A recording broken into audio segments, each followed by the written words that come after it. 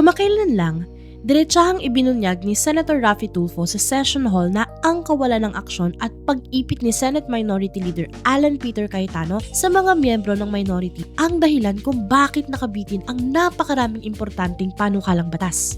Mismong si Senate President Sherwin Gatchalian ang nagpatunay na may 32 Senate committees pa ang hindi makapagtrabaho dahil sa kulang-kulang na miyembro.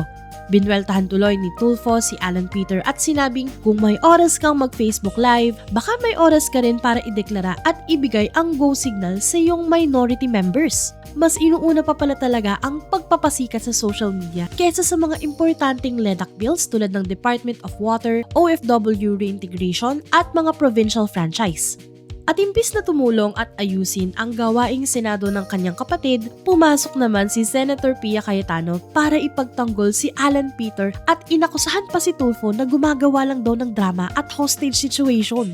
Pero hindi umubra ang palusot ng magkapatid dahil agad silang pinalagan at tinawanan ni Tulfo. Pinalala pa ni Tulfo at sinabing, tumingin muna kayo sa salamin bago kayo magsalita. Sino ba ang totoong nagdadrama rito? Isang malinaw na ebidensya na kapag naiipit at nabubulgar ang kapabayaan at pamumulitika ng mga Cayetano sa Senado, ang numero unong depensa nila ay magpaawa, magturo ng iba at gamitin ang pamilya para takpan ang kapalpakan sa trabaho. Sa loob ng mahabang panahon sa politika, ang paggamit sa mga posisyon para harangan ang serbisyo at ipitin ang mga proseso ng gobyerno ay isang malinaw na senyales ng pag-una sa sariling interes kesa sa kapakanan ng taong bayan.